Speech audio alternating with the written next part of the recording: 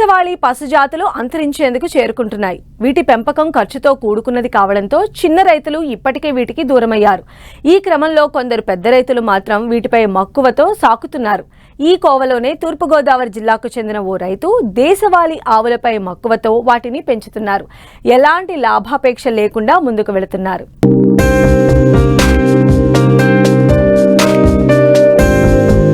మేలుజాతి ఆవులకు పుట్టినిల్లు భారతదేశమే. వాణిజ్య వ్యవసాయ విస్తరణతో ఆహార ధాన్యాల పంటలను, పశువుల పెంపకాన్ని కలిసి నిర్వహించే సంప్రదాయక వ్యవసాయం అంతరించింది. ఫలితంగా వ్యవసాయంతో పెనవేసుకున్న అనుబంధ వృత్తిగా పశు పోషణ కూడా క్షీణించింది. ఆధునిక డైరీ ఫార్మ్ కల్చర్ విస్తరణ దేశవాళీ ఆవులు తదితర పశు జాతులకు మరణ శాసనంగా మారుతోంది.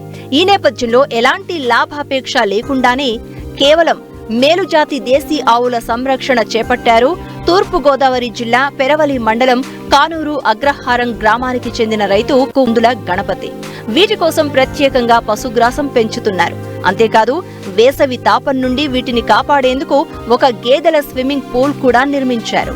పశువులంటే ఇంట్రెస్ట్ తోటి అన్ని రకాల మేలుజాతి ఆవుల్ని, గేదెలను అన్నింటినీ మేపుతాం సరదాతోటి. దీని మీద ఏమీ ఆదాయం తీస్తానికి కాదు, ఇదొక సరదాగా మేపుతాం. అసలు రకరకాల ఆవులు, అన్ని రకాల ఆవులు ఉన్నాయి. కాంక్రీజ్ ఉంది, పొంగనూరు ఉంది, గిరి ఉంది, మల్లాడి గిడ్డలు ఉన్నాయి, ఒంగోలు ఉంది, ఒరిజినల్ ఒంగోలు, హెచ్ఎఫ్ ఉంది, జెర్సీ ఉంది, 2 కపిలావులు ఉన్నాయి. గేదెల్లోనేమో ముర్రా ఉంది, మంచి మేలు జాతి గేదెలు 2 ఉన్నాయి.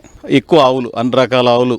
కాంక్రీజ్ అంటే బాహుబలిలో ఉన్న జాతి, అది 6 లీటర్లు పాలు ఇస్తుంది. ఇది అదే మా దగ్గర ఇప్పుడు వరకు ఒక పెయ్యి పుట్టింది, ఒక 2 గిత్తలు వేసింది. వీటి పోషణ అంటే పచ్చగడ్డి, పొలాలు ఉంటుందో పచ్చగడ్డి పెట్టాం. అవి కాకుండా దానాలు అయ్యి పెడతాం.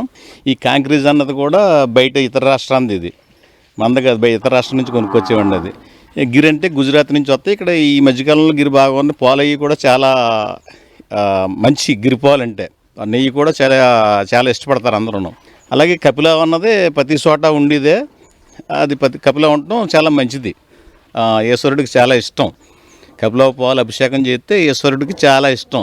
పొంగనూరు నుంచి ఏమో ఈ పొంగనూరు నుంచే కొనుక్కొచ్చేవి. ఆ పాలు తీసాక తర్వాత మనుషులందరూ వెళ్ళి గడ్డి కోసుకొస్తారు. పొద్దున్నే ఒకసారి దానా పెడతారు, మళ్ళీ సాయంత్రం ఒకసారి దానా పెడతారు. ఈ మధ్యలో అంతా గడ్డి మేపుతూ ఉంటాం. అది కాకుండా మధ్యలో 2 గంటలు స్విమ్మింగ్ పూల్లో ఉంటాయి. దీని మీద ఒక 15 మంది ఉపాధి, మా దగ్గర 15 మంది ఉంటారు మొత్తం. గడ్డి కోసుకొస్తానికి ఒక 5 గేదెలు శుభ్రం చేసి పాలు తీస్తానికి ఒక 4, దానాలు అవి పెడతానికి ఒక 2, దగ్గర 15 మంది ఓన్లీ వీటిని మేపుతానికి ఉంటారు. గడ్డి అది మా ఊళ్ళోని గడ్డి అంతా ఈ చుట్టుపక్కలంతా గడ్డి ఉంటుందండి. ఒక 6 ఎకరాల దాకా గడ్డి పెట్టాం. 6-7 ఎకరాలు ఆవులు మేపుతూ ఖర్చు ఇచ్చేది ఎలా ఉన్నా కానీ ఆవులు కూడా ఆ నీటిలో ఉండడానికి చాలా ఇష్టపడతాయి. వేసవకాలం అయితే మరీ ఇష్టపడతాయండి. అవి కూడా మన పిల్లలు అదే ఆడుకున్నట్టు కిందకి దిగి చాలా ఎక్కువసేపు ఉంటాయండి. ఎప్పుడు ప్రతిరోజు ఏ రోజు నీరు ఆ రోజు బయటికి తీసేసి శుభ్రంగా సాయంత్రానికి శుభ్రంగా కడిగేసి బ్లీచింగ్ వేసి శుభ్రంగా కడిగేసి మళ్ళీ కొత్త నీరు పెడతామండి. ఏ రోజు నీరు ఆ రోజే నీరు చేలోకి వెళ్ళిపోద్దండి. చేను మాలది కూడా దీంట్లో వేసిన యూరిన్, ఈ మలం అది కూడా చేనుకి బలం. ఇదొక సరదా.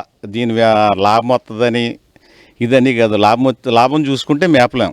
గోవుల్ని సంరక్షించాలి, గోవచ్చల్ని ఖండించాలి. ఏదన్నా వెళ్తున్నా కానీ ఎవడన్నా తోలికి వెళ్తున్నా అది నచ్చితే మేము తీసుకుంటాం. కొనేసరికి డబ్బులు ఇచ్చేసి మా దగ్గర కట్టుకుంటామండి.